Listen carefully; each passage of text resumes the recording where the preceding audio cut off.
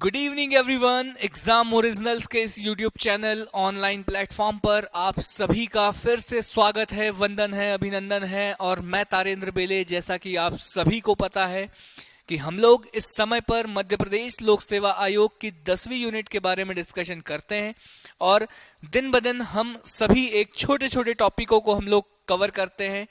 लगभग मैं अगर कहूं तो 90% आप लोगों की ये यूनिट जो है वो कंप्लीट हो चुकी है। बस अब मुख्य मुख्य जैसे कि अगर मैं बात करूं तो सूचना आयोग के बाद एकमात्र जो आयोग हम लोगों को बचेगा, एक तो वो नीति आयोग बचेगा और नीति आयोग के बाद जो बचेगा वो बचेगा मानव अधिकार आयोग। और जैसे ही हम लोग मानव अधिकार आयोग को कंप्लीट कर लेंगे इसी के साथ आप लोगों का ये पूरा का पूरा टॉपिक जो है वो कंप्लीट हो जाएगा। पूरी की पूरी जो 10वीं यूनिट है वो कंप्लीट हो जाएगी। उम्मीद करूंगा कि साथ ही साथ आप लोगों की भी ये 10वीं यूनिट जो है वो साथ ही साथ कंप्लीट हो जाए। इसके बाद बीच बीच में देखो एमसीक्यू की बात है तो 2 से 3 लेक्चर आप लोगों को इस पूरे आयोग से रिलेटेड एमसीक्यू से मिल जाएंगे। मतलब अगर मैं बोलूं 3 लेक्चर में 300 क्वेश्चन सफिशिएंट है आयोग के लिए।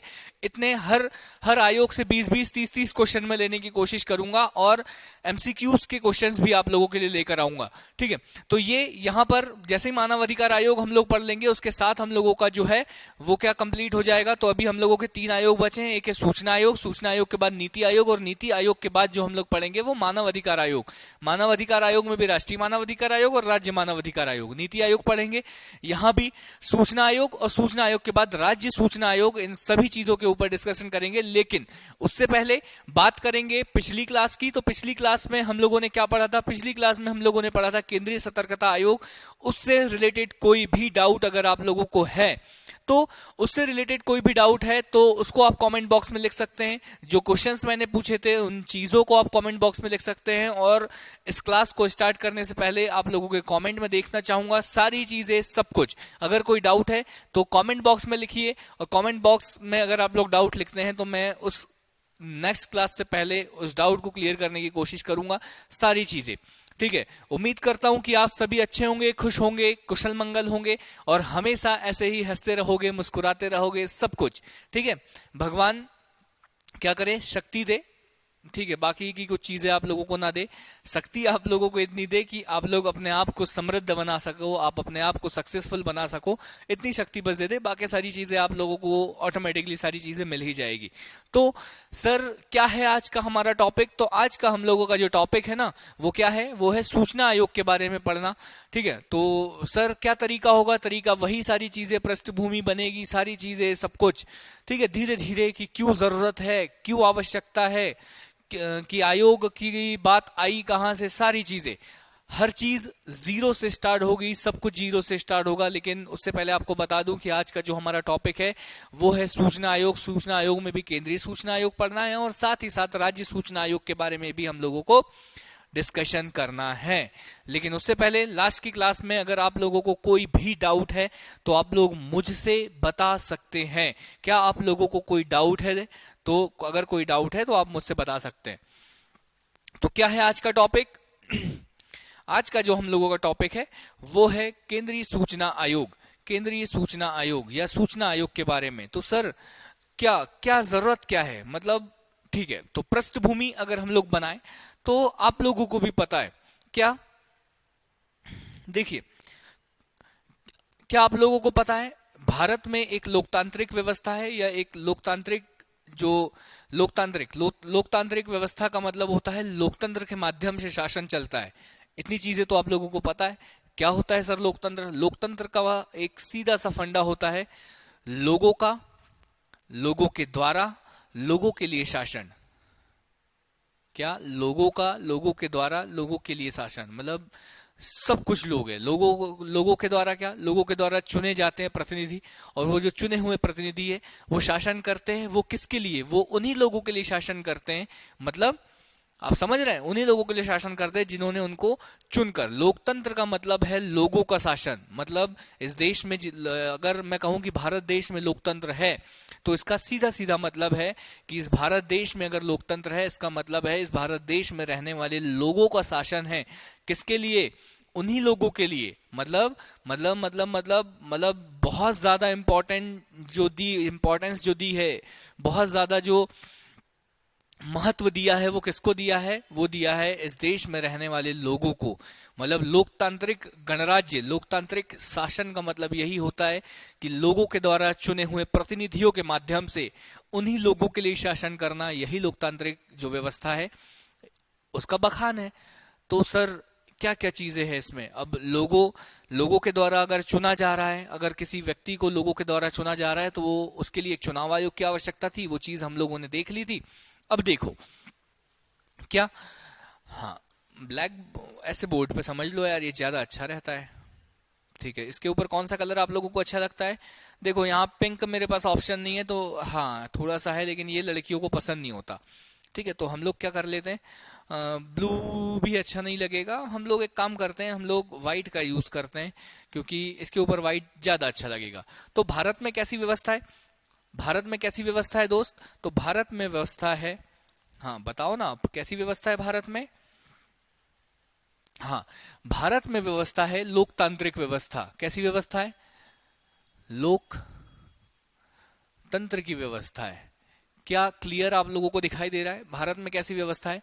लोकतंत्र की व्यवस्था। और लोकतंत्र की व्यवस्था का मतलब क्या होता है? लोकतंत्र की व्यवस्था का मतलब है लोगों का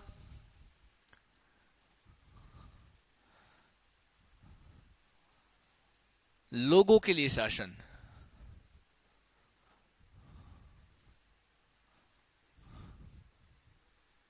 लोगों के लिए शासन। क्या इस बात में किसी को कोई दिक्कत है? लोगों के लिए शासन, अगर मैं ये बात बोलूं लोकतंत्र की व्याख्या, तो क्या इसमें किसी प्रकार की किसी को समस्या है?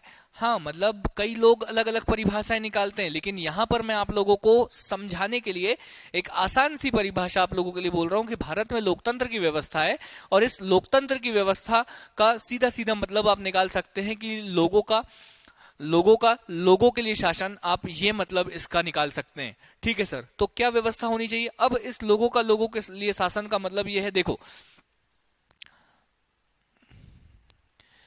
गवर्नमेंट के पास जो धन जाता है वो कहां से जाता है? हाँ, जो गवर्नमेंट है, जो सरकार है, ये चीज समझ लो। हाँ, अब ये सरकार कौन बनाया? ये सरकार कौन बनाया? ये सरकार भी जो लोग कौन बनाए? तो ये सरकार भी ये कौन बनाए? ये लोग बनाए। कैसे बनाए? अपने क्षेत्र से सांसद को चुना, उन सांसदों में सबसे ज्यादा जिस पार्टी के सांसद होते हैं, जिस पार्टी के मेंबर ऑफ पार्लियामेंट होते हैं, वो पार्लियामेंट मिलकर एक सरकार बनाती है। अब ये सरकार क्या करेगी? ये सरकार बनाएगी योजना। ये सरकार क्या बनाएगी? योजना। योजना क्या क्या बनाएगी कि इस देश में कैसे शासन चलना चाहिए, इस देश में कैसे शासन चलना चाहिए, इस देश के लोगों के लिए क्या कुछ अच्छा कर सकते हैं। वैसी कुछ कुछ योजना, जैसे पीएम सम्मान निधि योजना, समझ रहे हो आप? पीएम जो किसान सम्मान योजना, मुख्यमंत्री किसान सम्मान योजना, इसके तहत इस देश के किसानों को आर्थिक सहायता देने के लिए प्रति हर 2-3 माह में 2-2 हजार की 3 किस्तें उनके अकाउंट में डाल दी जाती है। ये योजना, मतलब एक उदाहरण के तौर पर मैं आपको बता रहा हूं। ठीक है, तो क्या सर, योजना बना दी। सरकार को अगर चुना है तो सरकार तो योजना बनाएगी ही ना सर, इसमें कौन सी नई बात है? ठीक है, अब इस योजनाओं में जो पैसा लग रहा है वो किसका? इस योजना में जो धन लग रहा है वो कहां से आया गवर्नमेंट के पास? तो ये धन भी कहां से आया? टैक्स के रूप में आया, टैक्स के रूप में आया। और ये टैक्स किसने दिया? तो ये टैक्स वापस किसने दिया? इस देश की जनता ने दिया। मतलब सर बात तो वहीं घूम फिर कर वहीं आ जा रही जनता के ऊपर। तो हाँ, तो ये धन आया ना, ये धन आया। अब इस योजना में धन लगना है। अब इस योजना को लागू करने के लिए धन की खर्ची हुई।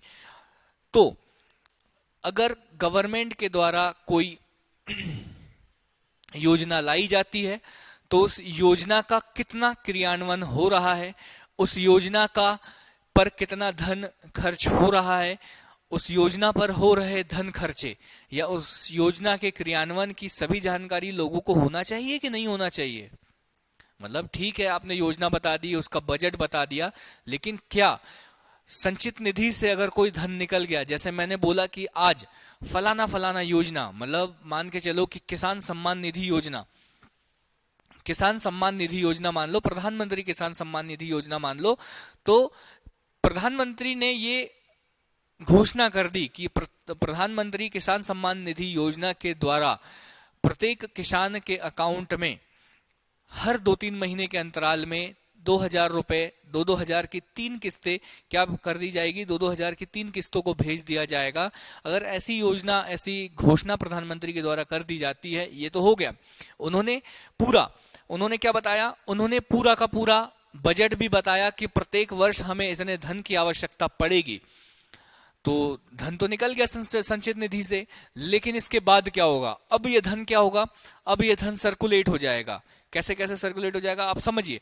तो अब मुझे जानना है कि एक पर्टिकुलर जिले, अब इन सब चीजों की जानकारी, अब वो जो धन निकल गया है वो धन क्या लोगों के अकाउंट में पहुंचा या नहीं पहुंचा, क्या उस योजना का फायदा लोगों को पहुंचा या नहीं पहुंचा, इन सभी चीजों की जानकारी तो उन्हीं लोगों को चाहिए ना जिनके लिए शासन है, जिनका पैसा है।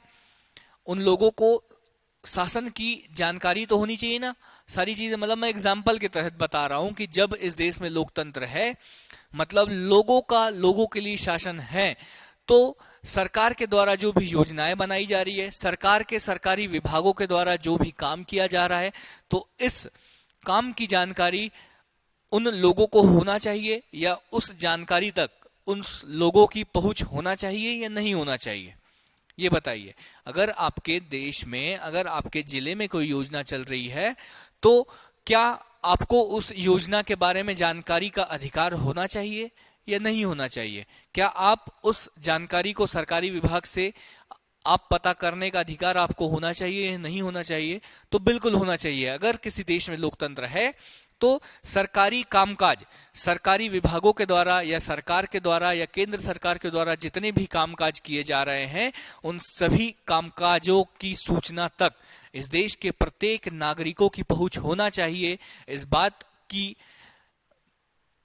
जिम्मेदारी किसकी होनी चाहिए? केंद्र सरकार की होनी चाहिए कि केंद्र सरकार को तो चुन लिया गया है, लेकिन केंद्र सरकार का अब ये कर्तव्य बनता है कि जितने भी काम हो रहे हैं, जितनी भी योजनाएं बन रही हैं, उन सभी सूचनाओं तक इस देश के प्रत्येक नागरिकों की क्या होनी चाहिए, उस देश के प्रत्येक नागरिकों की पहुंच होना चाहिए। इस चीज को सुनिश्चित करने का काम किसका होगा? केंद्र सरकार का काम होगा इस चीज को सुनिश्चित करने का काम। तो क्या सर केंद्र सरकार ने कोई काम किया भी है? हाँ, तो केंद्र सरकार ने ऐसा काम किया भी है। और केंद्र सरकार ने जब ऐसा काम किया तो केंद्र सरकार ने 2005 में, ठीक है, 2005 में एक अधिनियम लाया। वो अधिनियम कौन सा? तो सूचना का अधिकार अधिनियम। कौन सा अधिनियम? सूचना का अधिकार अधिनियम। देखो मैं क्या बता रहा हूं, हाँ, तो हम लोगों को अगर देखना है ना, तो कौन सा अधिनियम लाया केंद्र सरकार के द्वारा? केंद्र सरकार के द्वारा 2005 में लाया गया सूचना का अधिकार अधिनियम। सूचना का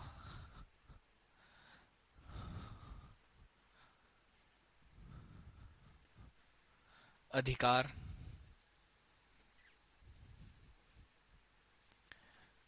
अधिनियम, मतलब केंद्र सरकार ने एक कानून बना दिया। मतलब केंद्र सरकार ने क्या बना दिया? केंद्र सरकार ने कानून बना दिया कि इस देश में जितने भी सरकारी कार्यालय हैं, उन सभी को सूचना के अधिकार अधिनियम का मतलब ये है कि इस देश में जितनी भी योजनाएं चल रही हैं, सरकारी विभागों के द्वारा जितने भी काम चल रहे हैं, अगर इन काम की जानकारी कोई भी इस देश का कोई भी नागरिक अगर जानना चाहता है, तो इस सूचना के अधिकार अधिनियम के तहत वह आवेदन करेगा। उसे पूरी की पूरी जानकारी, उस योजना से संबंधित जितनी भी जानकारी दी जा सकती है, उन जानकारियों को उस व्यक्ति को प्रोवाइड की जाएगी अगर कोई जानना चाहता है तो। ये हो गया सूचना का अधिकार अधिनियम। मतलब सूचना का अधिकार अधिनियम का मतलब है केंद्र सरकार ने कानून बनाकर एक अधिकार इस देश के नागरिकों को दे दिया। क्या यह एक वैधानिक अधिकार हो गया? अब विधि बनाकर, मतलब कानून बनाकर यह अधिकार दिया, तो यह एक वैधानिक अधिकार हो गया। किनके लिए? देश के प्रत्येक नागरिकों के लिए। मतलब सूचना प्राप्त करने का अधिकार, मतलब इस देश में जितने भी काम हो रहे हैं, इस देश में जितनी भी योजनाएं चल रही है, इस देश में जो भी कार्य हो रहा है उन कार्यों में से किसी भी कार्य की जानकारी अगर आपको चाहिए, किसी सरकारी विभाग से उसकी जानकारी आपको चाहिए, तो आपको सूचना के अधिकार अधिनियम, मतलब आपको ये अधिकार है कि आप उस सूचना को प्राप्त कर सकते हो। तो इस अधिनियम के तहत आप आरटीआई मतलब सूचना का अधिकार अधिनियम के तहत आप एक आवेदन करेंगे, और जब वो आवेदन करेंगे तो वो कार्यालय, उस कार्यालय के द्वारा आपको समस्त सूचनाएं आपको प्रोवाइड करी जाएगी, आपको बताया जाएगा। उसके लिए जो भी उनका चार्जेस होगा वो तो आप लोगों के लिए ऊपर अप्लाई होगा ही, लेकिन आपको जानकारी जो है वो प्रोवाइड हो जाएगी। इस बात का जो प्रबंधन है वो केंद्र सरकार के द्वारा कर दिया गया, कब? 2005 में। और किस अधिनियम के तहत? तो 2005 का सूचना का अधिकार अधिनियम के तहत। अब इसके तहत क्या हुआ? इसके तहत वही सारी चीजें हुई कि इस देश की जितनी भी सूचनाएं हैं, किसी भी योजना की जो भी सूचनाएं हैं, उन योजनाओं तक इस देश के नागरिकों की पहुंच बना दी गई, पहुंच बना दी गई।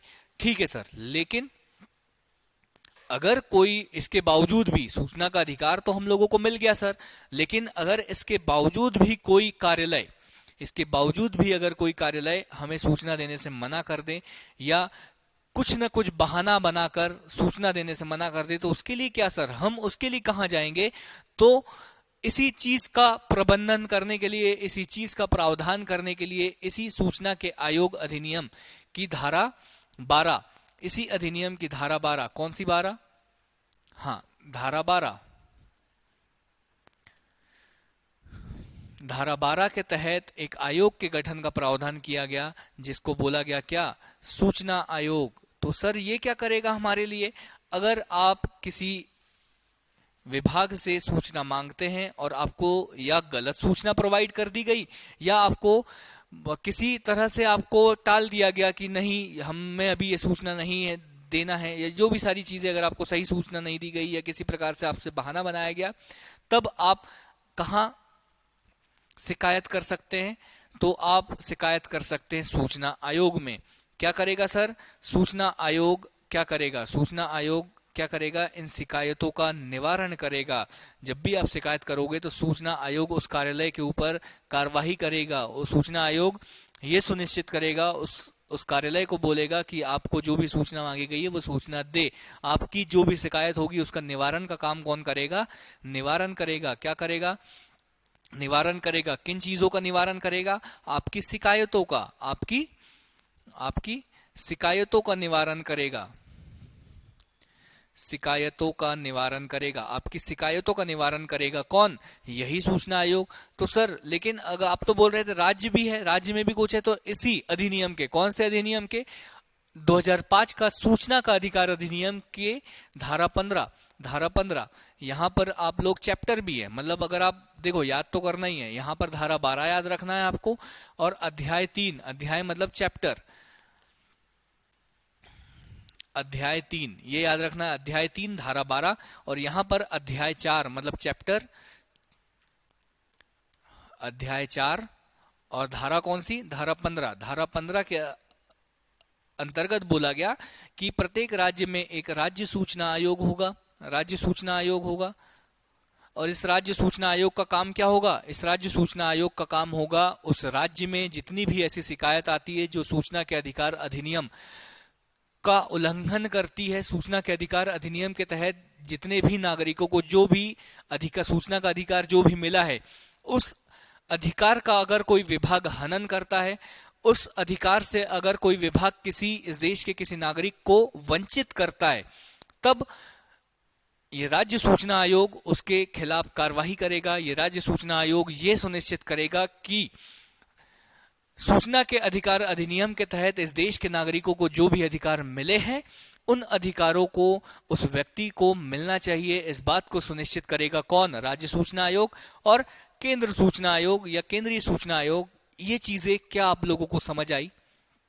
मतलब मैंने यहां तक आप लोगों को क्या समझाया? मैंने यहां तक आप लोगों को सिर्फ इतनी चीजें समझाई कि क्या है लोकतंत्र में लोगों का, लोगों के द्वारा शासन, लोगों के लिए शासन, ये चीजें होती है।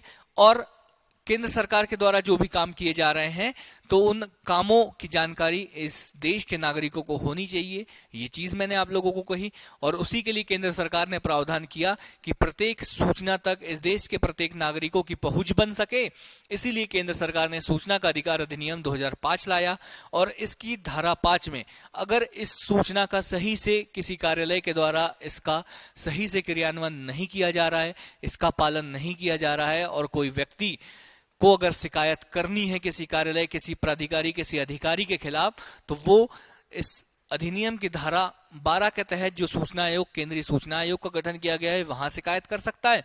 और साथ ही साथ शिकायत कर सकता है इस अधिनियम की धारा 15 के तहत राज्य सूचना आयोग का जो गठन किया गया है, वहां पर भी शिकायत कर सकता है। इस बात का प्रावधान किया है। क्या यहां तक की सारी बातें आप लोगों को क्लियर है? क्या यहां तक की सारी बातें आप लोगों को क्लियर है? अगर यहां तक की सारी बातें अगर आप लोगों को क्लियर है, तो हम लोग आगे की क्लास कंटिन्यू करें, क्योंकि ये बन गया आप लोगों का आधार। ठीक है, ये बन गया आप लोगों का आधार। जो चीजें याद करनी होगी वो मैं बताऊंगा, ये चीजें थी मुझे समझाने के लिए।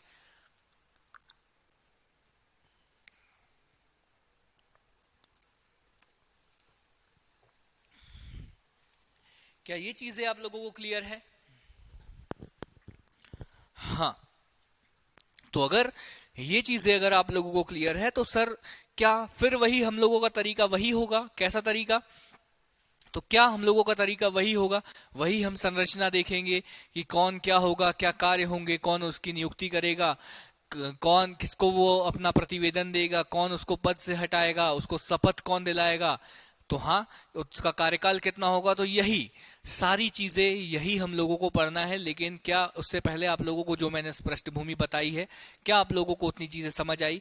अगर समझ आई है तो हम लोग आज के लेक्चर को यहाँ से स्टार्ट करते हैं, मतलब आगे। अभी तक आप लोगों की पृष्ठभूमि बन चुकी, अब हम लोग पढ़ेंगे पर्टिकुलर जो भी सूचना आयोग है। तो हाँ, मैंने आप लोगों को बताया ही क्या सूचना आयोग के बारे में, मैंने बताया कि कौन सा 2005 का सूचना का अधिकार अधिनियम जो है 2005 का, इसके तहत केंद्रीय सूचना आयोग के गठन का प्रावधान है और राज्य सूचना आयोग के गठन का प्रावधान है। ये चीज मैंने आप लोगों को पहले ही बता दी। तो और कहां कहां, तो ये इसका, ये देखो जो धारा 12 लिख रहा हूं ना मैं, ये 12 लिख रहा हूं, ये बहुत ज्यादा इंपॉर्टेंट है। सीधे सीधे आप लोगों से पूछ लिया जाएगा कि बताओ सूचना के अधिकार अधिनियम की किस धारा के अंतर्गत केंद्रीय सूचना आयोग के गठन का प्रावधान है। तो ये यहां पर आप लोगों को याद रखना है। और चैप्टर की अगर मैं बात करूं तो चैप्टर अध्याय 3 याद रखना। ठीक है, कौन सा अध्याय याद रखोगे? अध्याय 3 अध्याय या चैप्टर 3। यहाँ का जो चैप्टर है वो कौन सा है? चैप्टर 4। और यहाँ की जो धारा है वो कौन सी है? धारा 15। तो ये आप लोगों को याद रखना है। सीधे सीधे आप लोगों से पूछ लिया जाएगा कि सूचना के अधिकार अधिनियम की कौन सी धारा, सूचना के अधिकार अधिनियम की धारा 15 के तहत राज्य सूचना आयोग का गठन किया गया है, इस बात का प्रावधान कर दिया गया है। क्या इतनी बातें क्लियर है? ये चीजें समझ गए? केंद्रीय सूचना आयोग, सेंट्रल इंफॉर्मेशन कमीशन, ये चीज ठीक है, वही सारी चीजें हैं। ये उसका लोगो है केंद्र सत्यमेव जयते, और ये उसका लोगो है। ठीक है, तो ये सारी चीजें हो गई। उसके बाद पृष्ठभूमि की बात वही है। सारी चीजें मैं आप लोगों को समझा ही चुका हूँ। हाँ, सारी चीजें, ये चीजें ना मैं आप लोगों को बोलकर सारी चीजें समझा चुका हूँ। ठीक है, तो इन सब चीजों में कुछ नहीं, जो चीजें याद है वो याद जो करना है वो ये कि केंद्र सरकार के द्वारा एक अधिनियम पारित किया गया। वो अधिनियम कौन सा था? सूचना का अधिकार अधिनियम 2005। और इसी के तहत क्या कर दी गई? इसी अधिनियम को 15 जून 2005 को राष्ट्रपति के द्वारा क्या कर दी गई? स्वीकृति, मतलब राष्ट्रपति ने जब सिग्नेचर कर दिया गया इसके ऊपर, और जैसे ही राष्ट्रपति ने सिग्नेचर कर दिया तो ये कानून बन गया। तो आपसे सीधे सीधे ये भी पूछ सकता है कि बताइए सूचना के अधिकार अधिनियम को राष्ट्रपति की स्वीकृति कब मिली? तो ये डेट आप लोगों को याद रखना है। और साथ ही साथ आप लोगों को याद रखना है 12 अक्टूबर 2005, जिस दिन से सूचना का अधिकार अधिनियम पूरे देश में लागू हो गया। ये डेट आप लोगों को याद रखना है। क्या याद रखोगे? ये डेट आप लोग याद रखोगे 12 अक्टूबर 2005, और एक डेट जो है वो कौन सी है? 15 जून 2005। क्या ये दो डेट आप लोग याद रख सकते हैं? 15 जून 2005 को राष्ट्रपति के द्वारा उस पर सिग्नेचर कर दिया गया और 12 अक्टूबर 2005 को पूरे देश में यह अधिनियम, कौन सा अधिनियम, सूचना का अधिकार अधिनियम लागू हो गया। ठीक है, ये याद रख सकते हो। चीजें मैं बता चुका हूं, चैप्टर 3, चैप्टर 4, धारा 12, धारा 15, ये चीज मैं ऑलरेडी आप लोगों को बता चुका हूं। केंद्रीय सूचना आयोग का प्रावधान और राज्य सूचना आयोग का प्रावधान कर दिया गया। कैसा है पता है सर हम लोगों को, बार बार क्यों बताते हैं, जब भी किसी के लिए अधिनियम पारित किया जाता है तो वो जो निकाय होता है वो सावधिक निकाय होता है और स्वतंत्र निकाय है। स्वतंत्र निकाय का मतलब ये है कि अपनी जो कार्रवाई है उसको स्वतंत्र रूप से, ये किसी के अधीन नहीं है। अधीन नहीं है मतलब इस पर कोई दबाव नहीं है, ये स्वतंत्र रूप से काम कर सकता है, ये चीज बोली गई। मतलब सावधिक निकाय है सर, बहुत ज्यादा इंपॉर्टेंट है। सीधे सीधे प्रश्न बनेगा क्या, सूचना आयोग की प्रकृति कैसी है, सावधिक, संवैधानिक, गैर संवैधानिक, गैर सावधिक या कार्यकारी रूप। जब ऐसे 5 ऑप्शन आएंगे ना दोस्त, तो उन 5 ऑप्शनों में से एक ऑप्शन चूज करना बहुत मुश्किल हो जाएगा। और अगर एक गलती अगर आप वहां पर कर दोगे तो सीधे सीधे आपका एक क्वेश्चन गलत होगा और एक क्वेश्चन से आप क्या हो जाओगे, एक क्वेश्चन से आप सीधे अंदर आ जाओगे। कहां अंदर आ जाओगे सर, सीधे बाहर हो जाओगे, प्रीलिम्स के रिजल्ट से बाहर हो जाओगे, मेंस में बैठने से बाहर हो जाओगे। तो छोटे छोटे कॉन्सेप्ट जो है वो आप लोग अपने बना कर रखिए। छोटी छोटी गलतियां, देखो गलतियां सब लोग करते हैं, ऐसा नहीं है कि जो लोग सेलेक्ट होते हैं वो गलतियां नहीं करते। ठीक है, गलतियां वो लोग भी करते हैं, लेकिन फर्क क्या होता है, देखो वो क्वेश्चन अगर आप गलत करते हो जो बाकी सब सही करेंगे तो आप सीधे सीधे उन लोगों से पीछे हो जाओगे। जो सबका गलत होगा और वो आपका भी गलत होगा तो इसमें कोई नुकसान है ही नहीं, लेकिन वो चीज गलत करना जो बाकी लोगों से बनता ही बनता है और आपसे भी बनना चाहिए, अगर वो चीज अगर आप गलत करके आओगे तो फिर गलत मिस्टेक हो जाएगी, आप बहुत लोगों से पीछे हो जाओगे। ठीक है, तो ये चीज हो गया। अधिनियम आप लोगों को पता ही है, ठीक है, और गठन कर दिया गया था कब, जैसे ही लागू हुआ वैसे ही 2005 में इसका गठन कर दिया गया। इसका नोडल मंत्रालय जो है, इसका नोडल मंत्रालय जो है वो कार्मिक मंत्रालय है, कार्मिक मंत्रालय है। साथ ही साथ आप लोगों को लिखना है कि वर्तमान में केंद्र सरकार में कार्मिक मंत्रालय के जो मंत्री हैं, कार्मिक मंत्रालय के जो मंत्री है उनका नाम क्या है नहीं पता, वीडियो को स्टॉप कीजिए, वीडियो को स्टॉप करने के बाद गूगल पर सर्च करिए और गूगल पर सर्च करने के बाद यहाँ कमेंट बॉक्स में लिखिए कि वर्तमान में केंद्र सरकार के कार्मिक मंत्री कौन है। ठीक है, नहीं पता है तो अच्छी चीज है, लेकिन अगर मैंने बोला है उसके बाद भी अगर आप सर्च नहीं कर रहे हो तो ये चीजें गलत है। ठीक है, जब 2005 में इसका गठन किया गया तो इस देश में पहली बार सूचना आयुक्त की नियुक्ति की गई और उनका नाम था वजाहत हबीब उल्ला।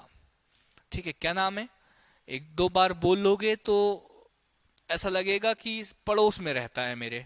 ठीक है, अभी टफ लग रहा होगा वजाहत हबीबुल्ला, लेकिन 2-4 बार जब बोल लोगे ना, मैं कुछ कर नहीं सकता वरना मैं आसान नाम रख देता, रामू श्यामू कुछ कुछ रख देता, लेकिन ठीक है, जो नाम है इनका वजाहत हबीबुल्ला देश के पहले मुख्य सूचना आयुक्त के रूप में नियुक्त किए गए। समझ रहे हैं आप, क्या समझ रहे हैं? हाँ, इस चीज को समझना दोस्त।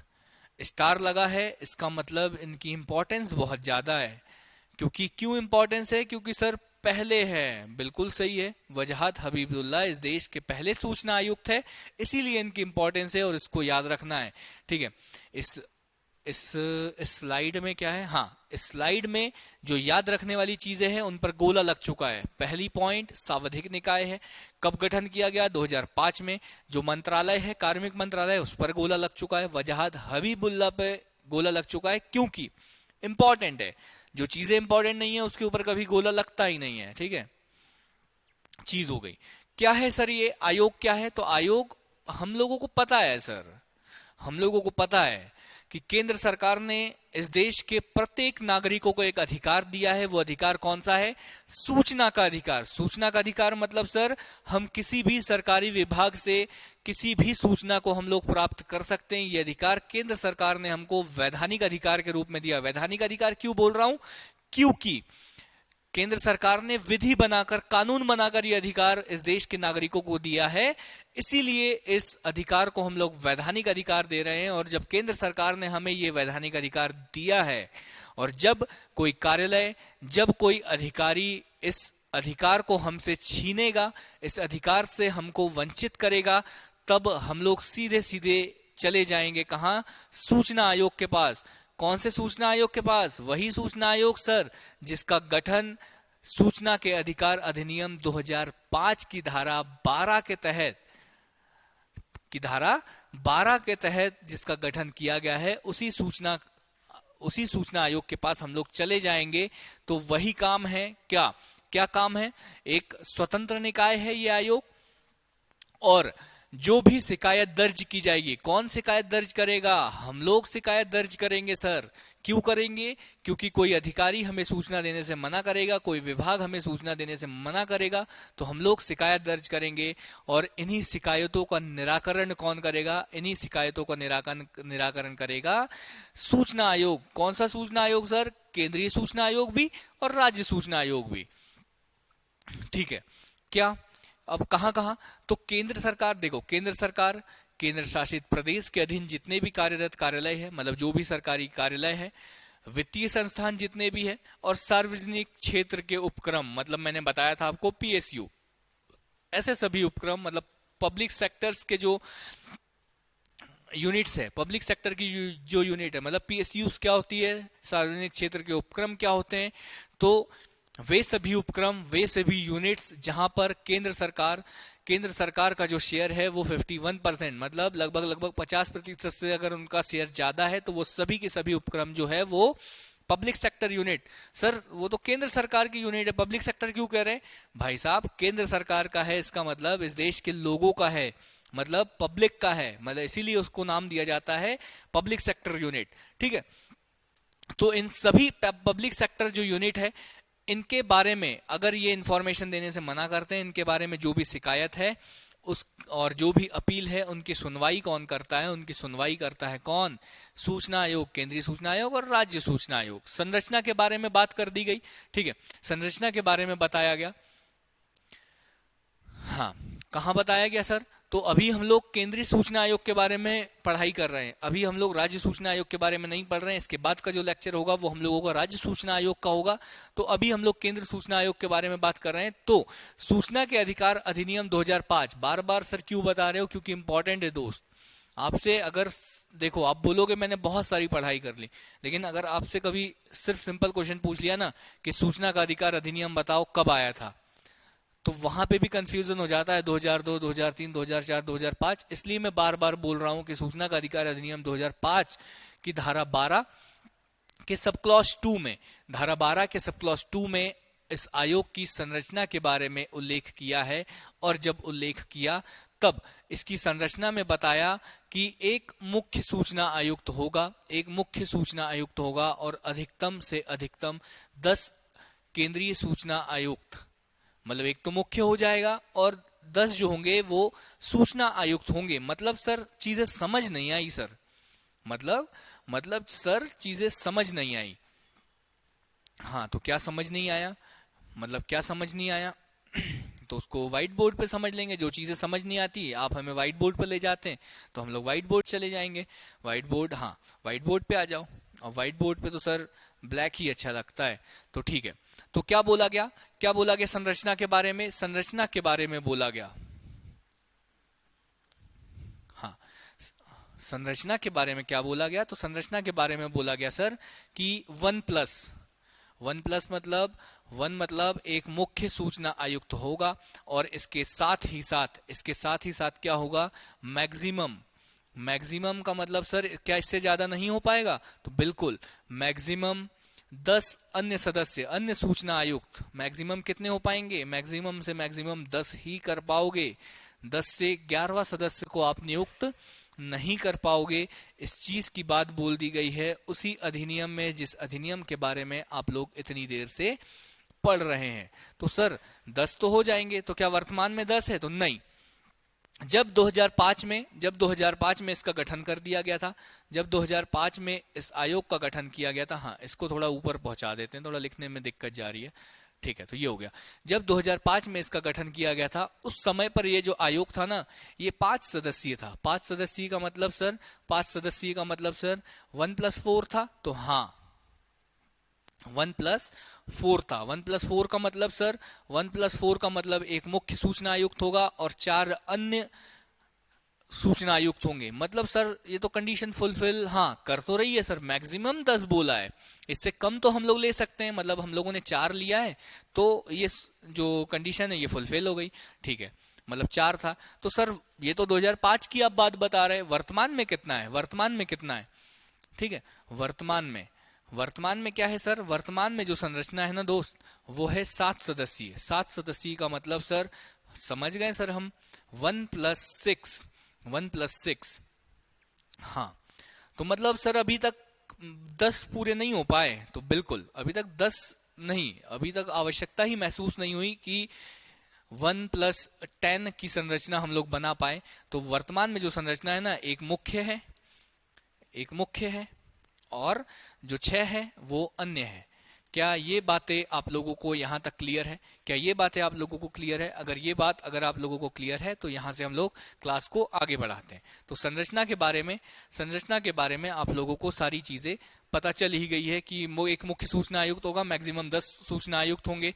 जब आरंभ में मतलब 2005 के समय पर 5 सदस्य था, इसका मतलब है 1+4 था सर, और वर्तमान में जो है वो 1+6 है, मतलब 7 सदस्यीय होगा, ठीक है, ये चीज बोल दी गई है।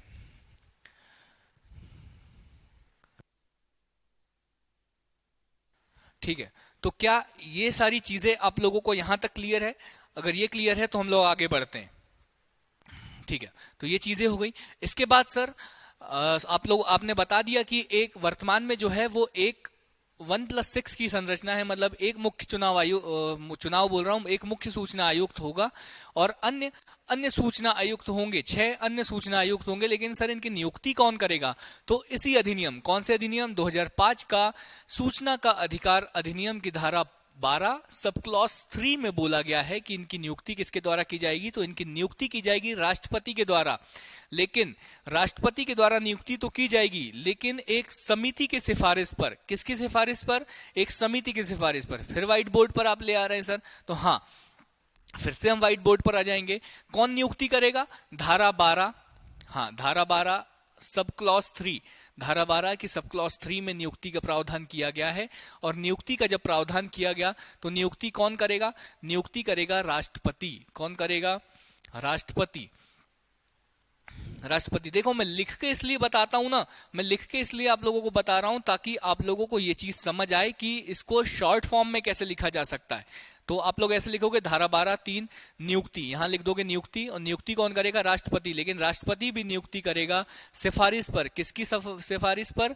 तो एक समिति बनेगी, समिति बनेगी। अब इस समिति में कौन होंगे? इस समिति में होंगे बहुत सारे लोग। अब इस समिति में होंगे बहुत सारे लोग, तो कौन होंगे? सबसे पहले तो अध्यक्ष। वन का मतलब होता है अध्यक्ष। अध्यक्ष कौन होगा? अध्यक्ष वही होगा जो इस देश का प्राइम मिनिस्टर होगा। मतलब आज नरेंद्र मोदी जी सर इस समिति के अध्यक्ष है, तो हाँ जब प्राइम मिनिस्टर चेंज हो जाएगा तो इस समिति का अध्यक्ष भी चेंज हो जाएगा, ठीक है। तो जो अध्यक्ष होगा वो कौन होगा? वो होगा प्राइम मिनिस्टर। सर फिर कौन होगा? फिर जो होंगे वो जो सदस्य होंगे, उन सदस्यों में से एक जो होगा वो कौन होगा? विपक्ष का नेता। मतलब जो इस समय पर लीडर ऑफ अपोजिशन, विपक्ष का नेता, विपक्ष का नेता, ठीक है। जो इस समय पर विपक्ष का नेता होगा वो भी इस समिति का सदस्य होगा। अरे सर आसान तो है, आपने ये चीज तो सर हमको इससे पहली वाली क्लास में भी बताए थे। तो हाँ वहां पर था, लेकिन वहां पर लिखा हुआ था साफ साफ। क्या लिखा हुआ था? देखो जो डिफरेंस है ना वहां और यहाँ, वो यही है। पीएम उस समिति के अध्यक्ष थे, विपक्ष का नेता भी उस समिति में था। लेकिन वहां पर जो था ना, वहां पर थे गृह मंत्री, एक जो मंत्री थे वो जो थे वो गृह मंत्री थे। लेकिन यहां पर बोला गया है कैबिनेट के मंत्री, कैबिनेट मंत्री। कैबिनेट मंत्री का मतलब कोई भी मंत्री का मतलब जो भी मंत्री प्रधानमंत्री के द्वारा नियुक्त, पीएम के द्वारा केंद्रीय मंत्री में से जिन भी मंत्रियों को बोला जाएगा कि इस समिति में बैठिए, तो वो मंत्री यहां आकर इस समिति में बैठेंगे। जब ये समिति सिफारिश करेगी कि इस व्यक्ति को देश के जो सूचना आयोग है, सूचना आयोग के आयुक्त एवं सदस्य आयुक्त के रूप, मुख्य आयुक्त एवं सदस्य आयुक्त के रूप में नियुक्त करना है, तो उन व्यक्तियों को राष्ट्रपति के द्वारा नियुक्त कर दिया जाएगा। किस पद पर? तो इस देश के मुख्य सूचना आयुक्त और इस देश के मुख्य सदस्य सूचना आयुक्त के रूप में नियुक्त कर दिया जाएगा। किसको? उन व्यक्तियों को जिनकी सिफारिश कौन करेगा? ये समिति। और इस समिति में आप लोगों को पता है कौन कौन है। इस समिति में है प्रधानमंत्री, विपक्ष का नेता और प्रधानमंत्री के द्वारा मनोनीत कैबिनेट मंत्री। जो भी मंत्री को प्रधानमंत्री के द्वारा नियुक्त कर दिया जाएगा, वो मंत्री उस समिति में जाकर बैठ जाएगा। जब भी लोकसभा में विपक्ष का नेता नहीं होगा, लोकसभा में विपक्ष का नेता नहीं होगा, तो सबसे बड़ा दल जो होगा, उस दल का जो भी नेता होगा, वह नेता भी इस समिति में बैठ पाएगा। ये चीज बात कर दी गई। फिर इसी अधिनियम, कौन सा अधिनियम सर? तो सूचना का अधिकार अधिनियम 2005 की धारा 12 सब क्लॉज 5 में इनकी योग्यताओं के बारे में बताया गया। किनकी योग्यता? सदस्य और अध्यक्ष की योग्यताओं के बारे में बताया गया। क्या योग्यताएं होनी चाहिए? तो योग्यताओं में बोला कि सार्वजनिक जीवन का पर्याप्त अनुभव। सार्वजनिक जीवन का मतलब ऐसा जीवन जिसमें उसने जो काम किए हैं वो लोगों के हित में किए हैं, मतलब लोगों के लिए काम किया, मतलब सार्वजनिक जीवन। ऐसे जीवन का पर्याप्त अनुभव उसको होना चाहिए। विधि विज्ञान, तकनीकी समाज विज्ञान, प्रबंधन, पत्रकारिता, जनसंचार, प्रशासन आदि विशिष्ट जो ये सारे विभाग है, इसमें विशिष्ट अनुभव उसको होना चाहिए। ये बात बोली गई। अगर ऐसी योग्यताएं आप रखते हैं तो आप भी सूचना आयोग के सदस्य, सूचना आयोग के मुख्य सूचना आयुक्त के रूप में नियुक्त किए जा सकते हैं। किसके द्वारा? राष्ट्रपति के द्वारा। तो ये बातें हुई, लेकिन इन पदों पर बैठने के लिए कुछ शर्तें भी है और इन शर्तों का जो उल्लेख है वह इसी अधिनियम, कौन सा अधिनियम? सूचना का अधिकार अधिनियम 2005 की धारा 12 सब क्लॉज 6 में इन शर्तों का उल्लेख किया गया है कि कुछ शर्तें होनी चाहिए। क्या शर्तें होनी चाहिए? मतलब अध्यक्ष और सदस्य आपको बनना है तो कुछ शर्तें हम लोगों ने निर्धारित करी है। इन शर्तों की जो पालना है, इनकी अनुपालना होनी चाहिए। उसके बाद ही आप उन पदों पर, उस पद पर नियुक्त हो किए जा सकते हैं। तो वो शर्त क्या है? उस शर्त में जो सबसे पहली शर्त है कि संसद में क्या क्या आ गया? संसद में क्या क्या आ गया? लोकसभा, राज्यसभा, ठीक है। संसद या राज्य विधानमंडल। राज्य विधानमंडल में क्या हो गया? राज्य विधानमंडल में विधान परिषद और विधानसभा। तो संसद या राज्य विधानमंडल का सदस्य नहीं होना चाहिए, ये बात बोल दी। मतलब कि अगर किसी व्यक्ति को सूचना आयुक्त बनना है या किसी व्यक्ति को मुख्य सूचना आयुक्त बनना है तो शर्त नंबर पहली कि उसे मेंबर ऑफ पार्लियामेंट नहीं होना चाहिए, उसे एमएलए नहीं होना चाहिए, उसे विधानसभा का अध्यक्ष, विधानसभा का सदस्य नहीं होना चाहिए, उसे विधान परिषद का सदस्य नहीं होना चाहिए। ये बात बोल दी। फिर उसके बाद उन्होंने बोला कि किसी भी राजनीतिक दल, मतलब कोई भी पॉलिटिकल पार्टी में किसी लाभ के पद पर नहीं होना चाहिए। मतलब मान के चलो कि आप सांसद नहीं हो, मान के चलो आप विधायक नहीं हो, लेकिन उसके बाद भी किसी भी पॉलिटिकल पार्टी से आपका संबंध नहीं होना चाहिए और ऐसा संबंध नहीं होना चाहिए जो आपको लाभ पहुंचाता हो। लाभ के पद का मतलब यह है कि ऐसे किसी भी पॉलिटिकल पार्टी में किसी भी ऐसे पद पर ना हो जिससे कि आपको लाभ हो। तो मतलब सर मैं अध्यक्ष नहीं बन सकता कांग्रेस का? तो हाँ, अगर आप कांग्रेस के अध्यक्ष हैं या राज्य में किसी राज्य पार्टी के अध्यक्ष हो, तब भी आप सूचना जो आयुक्त है वो नहीं बन पाओगे, तब भी आप केंद्र जो मुख्य सूचना आयुक्त है वो नहीं बन पाओगे। कोई लाभ का व्यापार या उद्यम नहीं करते, मतलब आप अगर बिजनेसमैन हैं, अगर आप किसी भी प्रकार के बिजनेसमैन हैं, तब भी आप इस पद पर नहीं बैठ पाओगे। ये बात बोल दी गई इन शर्तों में। कौन सी शर्त सर? वही सूचना के अधिकार अधिनियम 2005 की धारा 12 सब क्लॉज 6 में जो शर्तें दी है, उन शर्तों में ये सारी बातें बोल दी गई। वही चीजें जो धारा, फिर इसी अधिनियम की धारा 13 सब क्लॉज 1 सब क्लॉज 2 में क्या बोला गया? इन जो मुख्य सूचना आयुक्त और जो सदस्य सूचना आयुक्त है, इनके कार्यकाल के बारे में बताया गया और बोला गया इनके कार्यकाल का निर्धारण किसके द्वारा किया जाएगा? इनके कार्यकाल का निर्धारण जो है वो किया जाएगा किसके द्वारा? केंद्र सरकार के द्वारा। यहाँ राष्ट्रपति का कोई रोल नहीं है, ये चीज आप याद रख लीजिए। क्यों याद रख लेना? क्योंकि इसकी नियुक्ति हम लोग याद रखते हैं कि जो नियुक्ति करता है वही कार्यकाल का निर्धारण करता है, वही सेवा शर्तों का निर्धारण करता है, वही पद से हटाता है। लेकिन मतलब कई आयोगों में आप लोगों ने देखा होगा कि सिमिलरिटी है, लेकिन यहाँ पर नियुक्ति जो है वो राष्ट्रपति के द्वारा की जा रही है, लेकिन कार्यकाल का निर्धारण केंद्र सरकार के द्वारा किया जा रहा है। और भी वर्तमान में कार्यकाल का निर्धारण 24 अक्टूबर 2019 को कार्मिक मंत्रालय सरकार के द्वारा, मतलब कार्मिक मंत्रालय के द्वारा एक आदेश जारी किया गया और उस आदेश के द्वारा कार्यकाल का निर्धारण किया गया, सेवा शर्तों का निर्धारण किया गया। और जो कार्यकाल है वो बोला गया 3 साल और 65 वर्ष की आयु तक वो अपने पद पर बने रहेंगे। सदस्य 3 वर्ष और 65 वर्ष की आयु तक अपने पद पर बने रहेंगे। ये कार्यकाल जो है वो निर्धारित कर दिया गया है। क्या ये चीजें आप लोगों को समझ आई है? क्या इतनी चीजें आप लोगों को समझ आई है? अगर इतनी चीजें आप लोगों को समझ आई है तो बताइए, फिर हम लोग आगे बढ़ते हैं।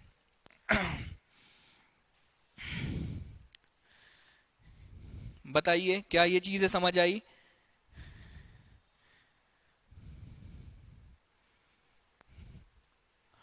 ठीक है, तो ये चीजें आप लोगों को समझ आ गई। इसके बाद अगर हम लोग आगे बढ़ें तो आगे क्या होगा सर? आगे वही सारी चीजें, सेवा शर्तें, वेतन भत्ते, वही सारी चीजें हम लोगों को पढ़ना होगा।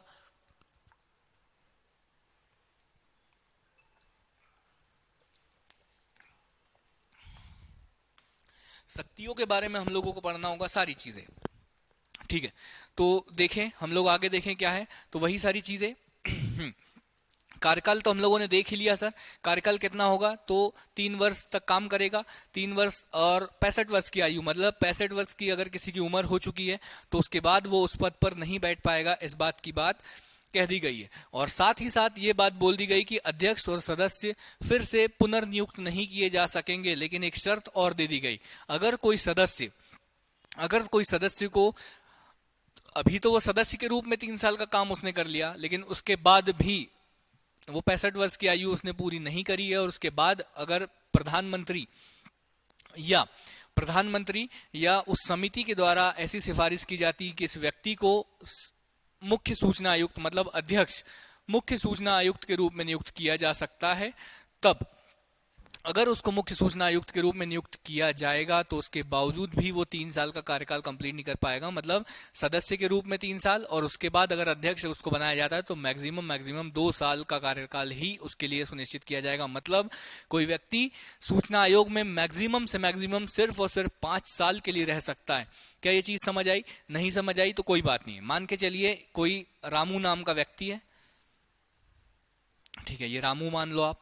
ठीक है, ये रामू क्या हुआ? रामू सदस्य आयुक्त के रूप में उसने अपना 3 साल का काम पूरा किया। 3 साल का काम पूरा किया। अब प्रधानमंत्री की अध्यक्षता वाली समिति ने बोला कि रामू जो है वो बहुत अच्छा काम कर रहा है, इसको अब जो है ना मुख्य सूचना आयुक्त के रूप में नियुक्त कर दो।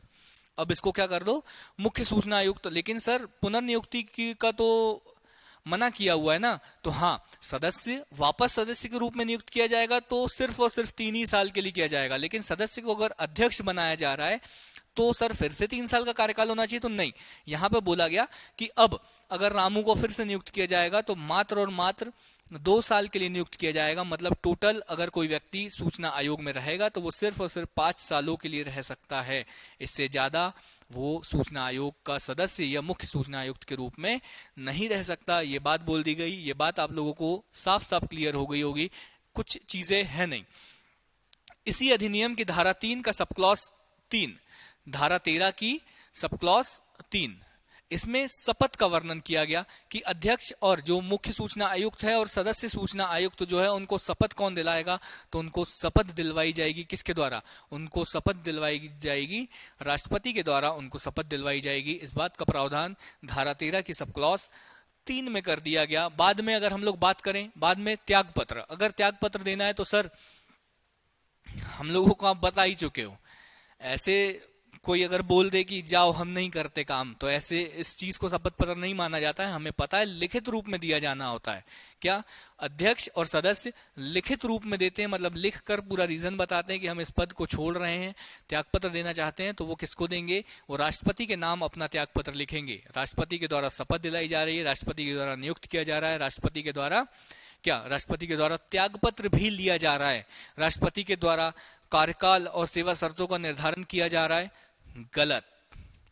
सेवा शर्त और कार्यकाल का निर्धारण केंद्र सरकार के द्वारा किया जा रहा है। ये चीज मैंने आप लोगों को बताई, ठीक है। बात करें सेवा शर्तों का निर्धारण किसके द्वारा किया जा रहा है, तो वही धारा 13 का सब क्लॉज जो 5 है, इसके द्वारा सेवा शर्तों के बारे में बताया गया। और केंद्र सरकार, केंद्र में जो भी सरकार, वर्तमान में बीजेपी सरकार है, तो वो इसका निर्धारण कर सकती है। आने वाले समय में हो सकता है कांग्रेस की सरकार आए तो वो इसका निर्धारण कर सकती है।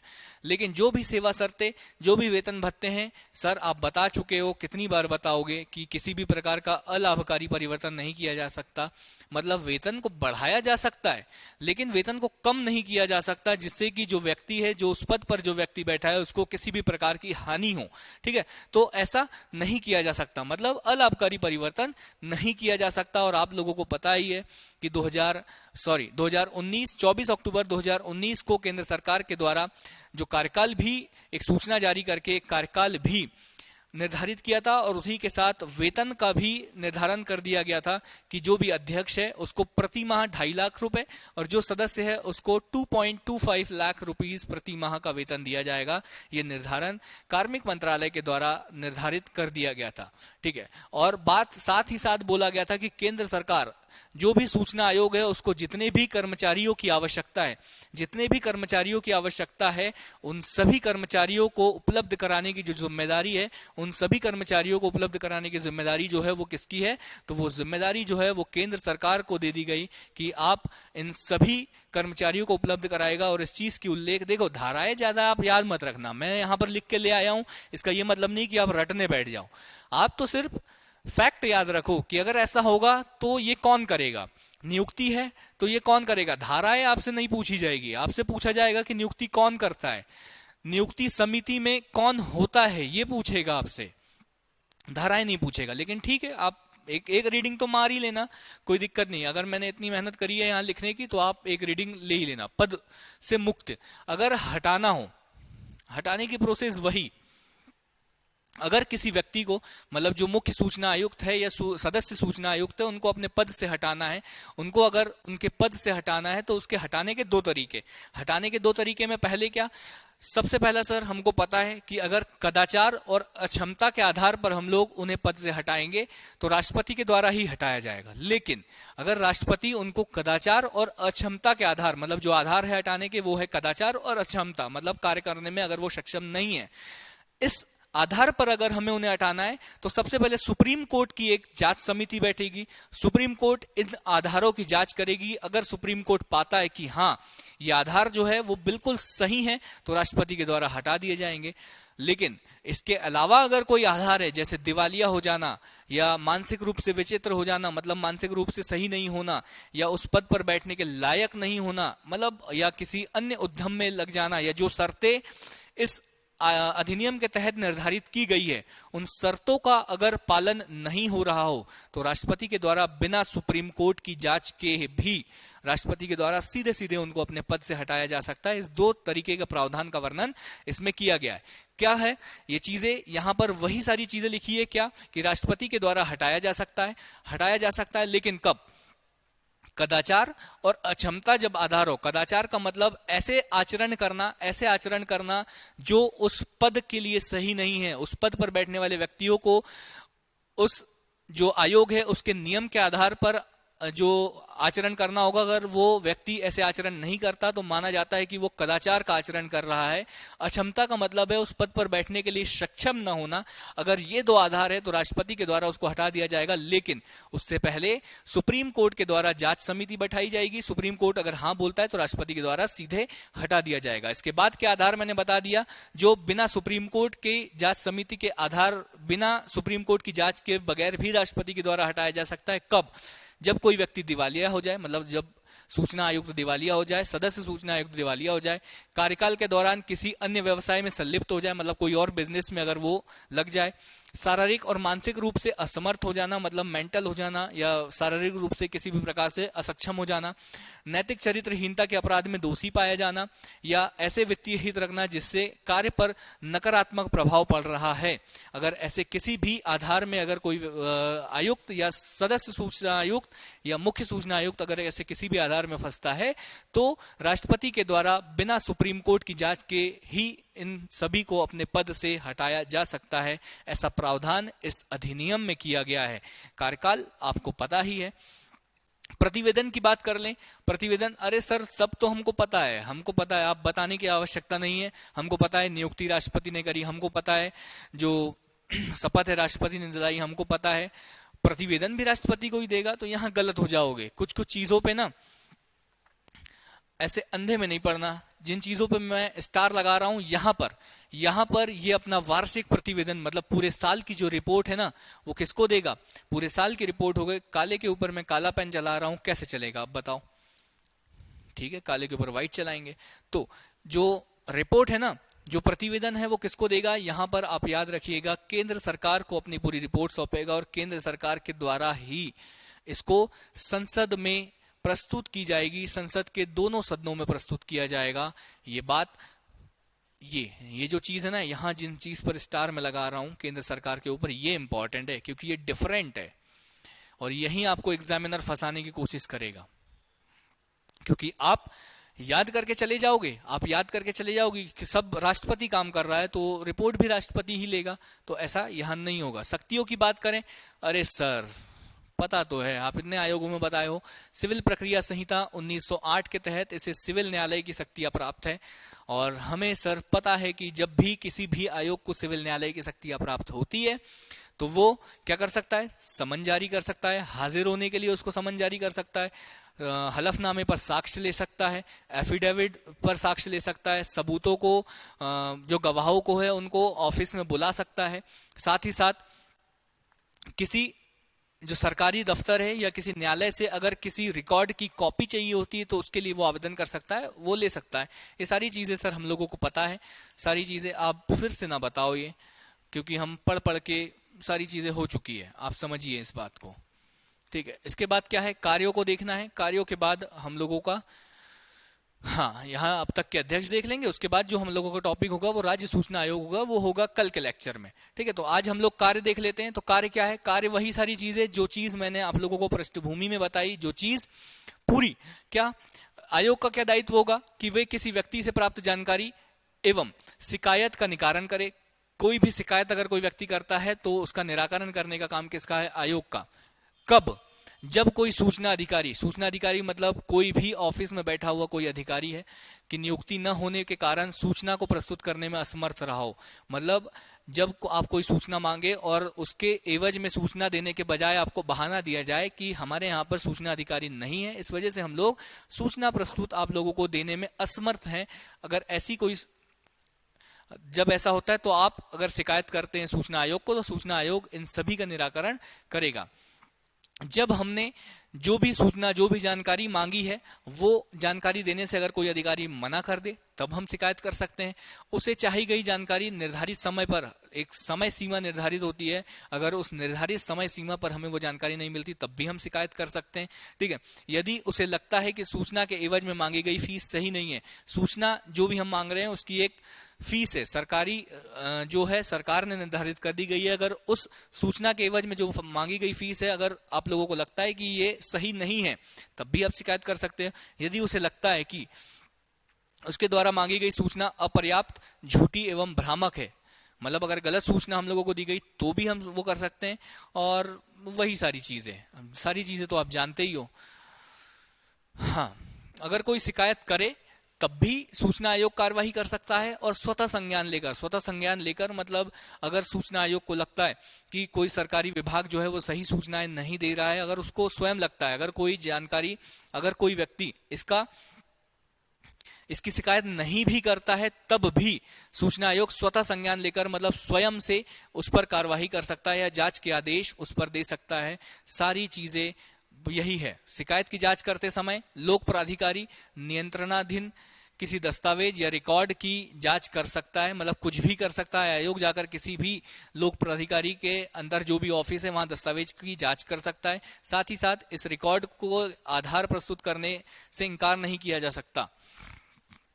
दूसरे शब्दों में, जांच के समय सभी सार्वजनिक दस्तावेज को आयोग के सामने प्रस्तुत करना अनिवार्य है। मतलब जब भी कोई आप शिकायत करोगे और जब ये आयोग जांच करेगा, जब आयोग जांच करेगा तब सारे दस्तावेज आयोग के सामने रखना होगा। इस बात का प्रावधान कर दिया गया है। सारी चीजें वही है। आयोग को यह शक्ति प्राप्त है कि वो लोक प्राधिकारी जो भी सिविल सेवक है उससे अपने निर्णयों की अनुपालना सुनिश्चित करने, मतलब जो भी वो निर्णय दे उसको पालन करना होगा जो भी अधिकारी को। ये सारी चीजें हैं, सब कुछ चीजें ठीक है, वही सारी चीजें हैं। अब तक के अध्यक्ष की बात करें तो सबसे पहले जो अध्यक्ष थे ना, उनका नाम है वजाहत हबीबुल्ला। वजाहत हबीबुल्ला 2005 से 2010 तक। देखो, हाँ, 2005 से 2010 तक। फिर उसके बाद जो नाम याद रखना है वो नाम याद रखना है दीपक संधू का, क्योंकि पहली महिला अध्यक्ष थी। जो स्टार है मैं वो लगा दे रहा हूं, ठीक है। अभी जो अगर आप कम पढ़ना चाहते तो आप इतना पढ़े। वजाहत हबीबुल्ला का नाम आप लोगों ने याद हो ही गया होगा, अब तो आप परिचित हो गए होंगे इस नाम से। एक नाम और याद रख लो, दीपक संधू, पहली महिला अध्यक्ष, पहली महिला मुख्य सूचना आयुक्त, ये हो गई। इसके बाद एक और महिला जो थी वो सुषमा सिंह थी। इसके बाद अगर हम लोग बात करें तो ठीक है, राधा कृष्ण माथुर, राजीव माथुर, विजय शर्मा, सुधीर भार्गवा, विमल जुल्का, यशवर्धन कुमार सिन्हा, ये नाम आप लोगों को याद रखना है। ये नाम आप लोगों को याद रखना है। नवंबर 2020 से वर्तमान में जो हमारे मुख्य सूचना आयुक्त है उनका नाम है यशवर्धन कुमार सिन्हा। क्या नाम है? यशवर्धन कुमार सिन्हा। यशवर्धन कुमार सिन्हा, ये नाम आपको याद रखना है। विमल जुल्का भी है। इसके ऊपर अगर हम लोग बात करें तो दीपक संधू का नाम आप लोगों को याद रखना है, और वजाहत हबीबुल्ला का नाम आप लोगों ने याद कर ही लिया है। इसी के साथ ये टॉपिक हमारा केंद्रीय सूचना आयोग जो है वो समाप्त होता है, और इसी के बाद वाले लेक्चर में हम लोग राज्य सूचना आयोग के बारे में भी एक डीप स्टडी कर लेंगे। सारी चीजें हम लोग बहुत अच्छे से कर लेंगे। आप लोगों को उम्मीद करता हूं कि आप लोगों को समझ आया होगा। अगर आप लोगों को इस टॉपिक से रिलेटेड कुछ भी समझ नहीं आया तो आप लोग 5 मिनट रुककर कमेंट बॉक्स में लिख सकते हैं। सारी चीजें, सब कुछ आप लोग कमेंट बॉक्स में लिख सकते हैं। सब कुछ मैं देखूंगा। उसके बाद अगले लेक्चर जब भी हम लोग स्टार्ट करेंगे तो उससे पहले उन डाउटों को क्लियर करेंगे। आप लोगों को सारी चीजें पता ही है। और क्या, तो हाँ, तो धीरे धीरे हम लोगों का जो ये आयोग है, ये टॉपिक है, हम लोगों को कंप्लीट होने वाला है। मैंने आप लोगों को बता ही दिया है कि हम लोगों के सिर्फ 2-3 आयोग बचे हैं। कौन कौन से आयोग बचे हैं सर? हम लोगों को बचा है नीति आयोग, और नीति आयोग के बाद हम लोगों को बचा हुआ है मानव अधिकार आयोग, और इसके साथ ही हम लोगों का जो टॉपिक है, जो 10वीं यूनिट है, तो फिर मेरा डायलॉग भी जो है वो चेंज हो जाएगा। फिर हम लोग बताएंगे कि हम लोग किसी और टॉपिक के बारे में डिस्कशन करने के लिए हम लोगों की मुलाकात होगी। लेकिन तब तक के लिए मैं तारेंद्र बेले आप सभी लोगों से विदा लेता हूं। उम्मीद करता हूं कि आप सभी खुश रहेंगे, हमेशा सदा मुस्कुराते रहेंगे, और अपनी तैयारी को एक नए आयाम पर लेकर जाने के लिए सदा प्रयासरत रहेंगे। ठीक है, तब तक के लिए धन्यवाद, बहुत बहुत धन्यवाद।